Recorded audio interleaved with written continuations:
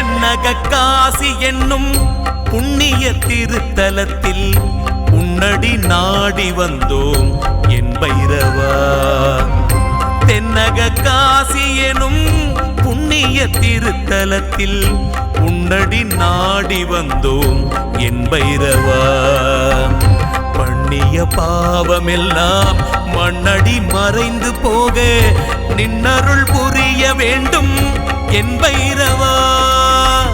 பண்ணிய பாவமெல்லாம் மண்ணடி மறைந்து.